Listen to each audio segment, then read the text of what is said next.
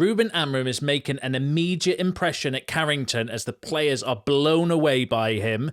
Diomande would prefer a move to United as he gets linked with a move to Manchester City. The issue with Rasmus Hojlund, we've got an Erikson update and more links with Alphonso Davies from credible sources and a rundown of all the latest Manchester United news and transfer news that will keep you right up to date with everything. Welcome to Man United Review. My name's Jamie. Before we get into it, please smash a like on the video.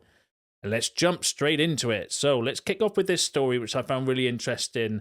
From The Sun, saying that Ruben Amorim believes Manchester United have failed because they have played in the shadow of Sir Alex Ferguson instead of in his spirit.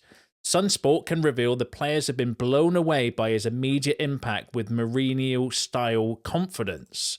A source said he told them that the top managers have not replicated Sir Alex Ferguson's success because they have lived in his shadow rather than getting their team to play with his spirit. Even before Monday's first session, the players have been very impressed. Then, after the session, they are blown away by his energy, approach, and confidence. A source added, he told the ones he's seen so far that the talent in the squad is unbelievable, but they need to start playing as a team. The source added, the players, the club, are energised, and the players will be anxious to get back to Carrington to prove themselves. Now, that came from The Sun, who are not the most kind of credible source when it comes to it. It doesn't mean that they're wrong all of the time, though, with some really fascinating insights into what they are saying they've been told around Ruben Amorim's kind of immediate impact that he's had at the training ground and around the place. And I kind of was saying the other day when I did a reaction to his kind of first interview that I kind of got a little bit... You know, I think he is a good talker. Like, I kind of believe what he was saying. I think he comes across very genuine and very sincere as well. You know, so whether he's the sort of manager that can actually get the best out of the players, you know, we'll have to wait and see. But it's really interesting, isn't it? Because I was looking back and I was thinking, well, what type of managers have we had before? Because Louis van Gaal, you know, for me was more of like a tactician or a tactical manager. And then we had Jose Mourinho was more of a motivational manager, I would say. Ole Gunnar Solskjaer was a nice guy, and Ten Hag was more of like a disciplinarian. So it's interesting to see how the players respond to Amorim, somebody who seems to be, you know, a very good talker, a good motivator by the sounds of things. If you read some of the reports from what sporting players and that have said around him as well, but also someone that's kind of, you know, trying to create that team ethic and that work ethic. So he is a different style of manager, but he is kind of highly, like it said in the report, the players believe he's like Mourinho 2.0. Again, I think we're getting a little bit ahead of ourselves. We need to see the proof in the pudding on the pitch. Do you know what I mean? But some really interesting kind of updates there from The Sun, saying that the players are energised, that players that are missing out on training are actually keen to get back to training now because they don't want to miss out and potentially be out of the team or out of the squad. You know, so it's a really good, I thought, really interesting insight and update into what's kind of happening and how the players are kind of responding to Amorim so early. Obviously, we'll need to see what happens on the pitch, though. But, you know, I thought that was a really, really, really interesting and insightful update. Let me know what you think about that, though, in the comments. Let's move on to some other news. So, again, I found this really interesting from The Telegraph, which kind of highlights one of the main issues I think that we've had at United, not just recently, but over the last few years, definitely, where they were saying that Rasmus Hojlund is among the lowest ranked players for passes received in the penalty area and the final third of the pitch. But also, since arriving in England, Rasmus Hojlund has the fourth best conversion rate amongst players who have had at least 40 shots, and that Rasmus Hojlund has not had a shot in a third of his 55 games for United. In 21 games, he has had one touch or no touch in the opposition box. That is shocking. Absolutely terrible statistics. And the reason I wanted to kind of bring that in is because you've got a striker that's got one of the highest conversion rates in the Premier League, the fourth best conversion rate of any player in the Premier League that's had more than 40 shots. He never gets the fucking ball. And I just think it's absolutely insane that we've got this like genuinely really, really good striker that can finish chances that has no chances created for him. I think it's absolutely like insane to me that we're not trying to give the ball to Hojlund more often around the box. The lowest ranked player for passes received, or amongst the lowest ranked player for passes received in the penalty area, yet he's still got one of the highest conversion rates, which is absolutely insane. And that needs to change, regardless of who plays up front. Like, you can't have a striker that has, in a third of his 55 games has had no shots, and 21 games where he's had one or no touches in the opposition penalty area. That has to change. No wonder we don't score goals, because we just simply do not create chances or create enough chances. And it's clearly shown there in the data that if you give Rasmus Hojlund chances, he can convert them. We're just not giving him the ball, and that's a massive issue for Amorim. And it looks like he might kind of be playing Rashford up front as his main striker, but still, it's going to be really interesting to see, because you might have rotation. You might have games where Rashford plays more as the 10, and then Hojlund up front. It does give you a bit of variety, but we need to give this boy service, because he's shown there in the data that he can score goals and can convert chances. We just don't give him any chances, which is shocking. But let me know what you think about that in the comments. Now, the next story I've got for you is regarding Diomande. So according to Sky Sport, new Manchester City sporting director Hugo Viana is targeting 20-year-old sporting centre-back Ousmane Diomande for the reigning Premier League champions. However, according to the report, Diomande has already spoken to Amorim following the 39-year-old's move to United, and is thought to understand that a move to Old Trafford under Amorim may be more beneficial for his development. It's stated that the Ivory Coast international is tending towards the red side of Manchester United, and should he join in the summer, he may not be able to get a slot straight into the starting 11. So that came from not the most credible source, but a Sky Sports journalist. Again, not the most credible, but he's not the first player or the first time we've been linked with Diomande. One of you actually mentioned him in the comment from this morning's video as well, and it's a great shout to say, why are United not looking at Diomande when we're looking at kind of Branthwaite? But Diomande plays in that kind of central position for Sporting as the centre of the kind of three centre-backs. And would be a really interesting option. He's got a £68 million release clause, I think. Obviously, we know we're not going to sign him in January, one, because I don't know if we'll have that sort of money available, but two, because I think we've got like some kind of gentleman's agreement with Sporting to not bring any players in January, but would be a really interesting option for the summer. I was doing a bit of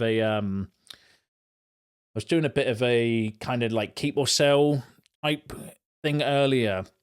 Let me know if you want to see that actually in the comments, because I might record it if there's interest out there for it. And I was looking at it and kind of thinking, well, actually, do you know what I mean, in terms of players that might be expected to leave already, centre half is going to be a position that we're definitely going to need to strengthen. Obviously, we know we've got links with Branthwaite. I brought you that this morning, and that would maybe be more for the left-sided one. But then I still think if you're going to potentially play that three at the back, we maybe would need one more, depending on if any youth players can kind of come through as well. And Diomande wouldn't be the worst option in the world. Imagine the back three of Diomande, Yoro, and Branthwaite, and then your rotation would be Martinez, De Ligt, and then maybe Lenny Yoro, or one of the, Branthwaite can play on the right side as well. Like that would be really good, give you really good options, really good rotations.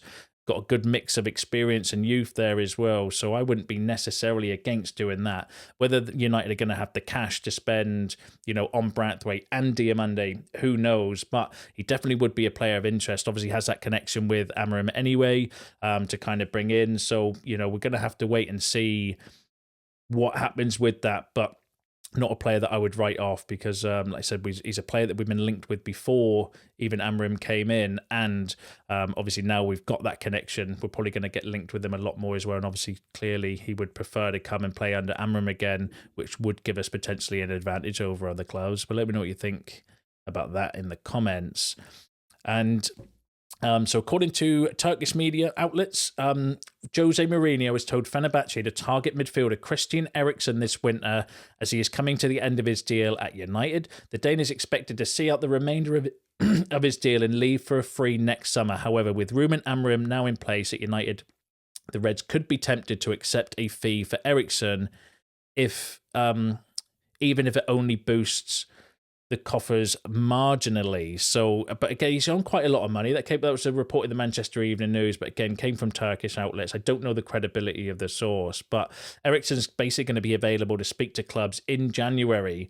And I think the Muppeteers said that if they got an offer for him, it might not be the most, fantastic offer, but a couple of million, for example, right? Then they would potentially allow Erikson to go, because it's also his wages that he's on as well that we would free up, which could then potentially, give us some free cash to go out and get somebody in January. Whether we've got the sort of money though to go and get, a Branthwaite or someone like that, but it might free up some money to go and get a Naipan, who we've been linked with over the last few days and few weeks as well. So that might not be beyond the realms of, like, that might not be impossible. It might be potentially a viable option. And obviously if Erikson, Mourinho knows the Premier League, would know Erikson and the type of player he is. He's always looking for opportunity signings.